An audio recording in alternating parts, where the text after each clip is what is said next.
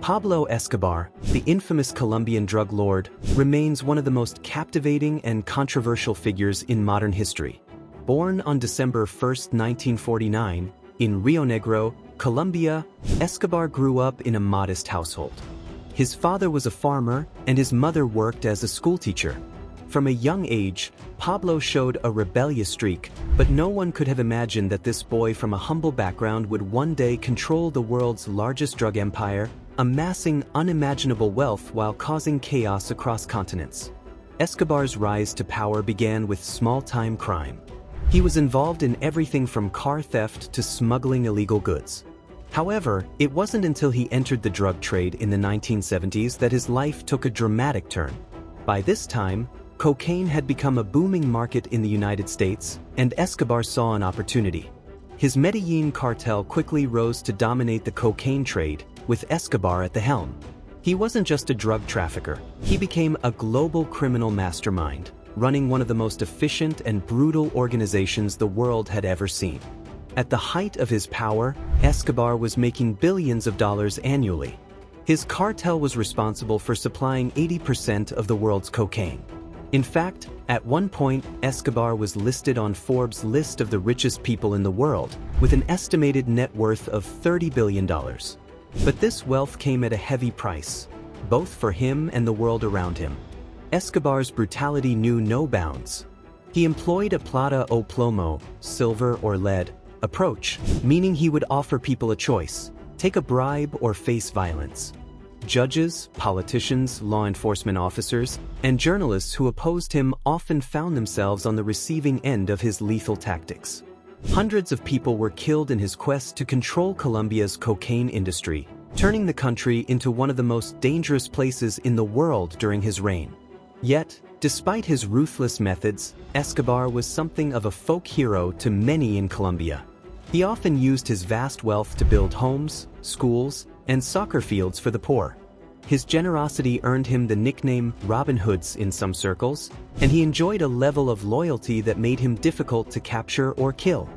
Escobar's dual identity, both a feared criminal and a man of the people, added layers of complexity to his legacy, making him an even more intriguing figure to the world. Escobar's life wasn't without its personal challenges. He was married to Maria Victoria Henao in 1976, and they had two children, Juan Pablo and Manuela. Despite his dangerous lifestyle, Escobar was known to be a devoted family man, especially to his daughter Manuela. He was so protective of her that it said he once burned millions of dollars in cash just to keep her warm when they were hiding from authorities. However, his love for his family didn't stop him from living a life of excess. Escobar's estate, Hacienda Napoles, was a symbol of his wealth and power. The vast property included a private zoo with exotic animals, luxury cars, and even a private airport. His life was one of extremes.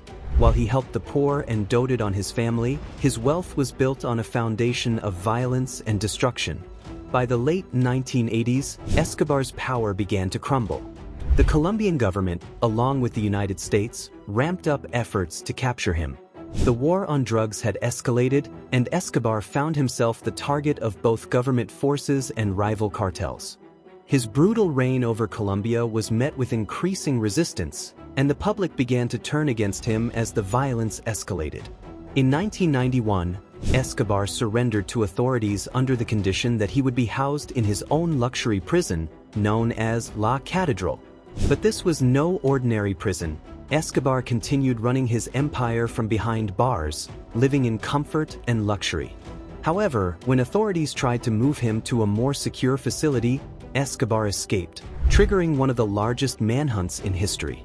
For over a year, Escobar evaded capture, but his luck ran out on December 2, 1993, when he was tracked down by Colombian police in Medellín. In a dramatic rooftop shootout, Escobar was killed.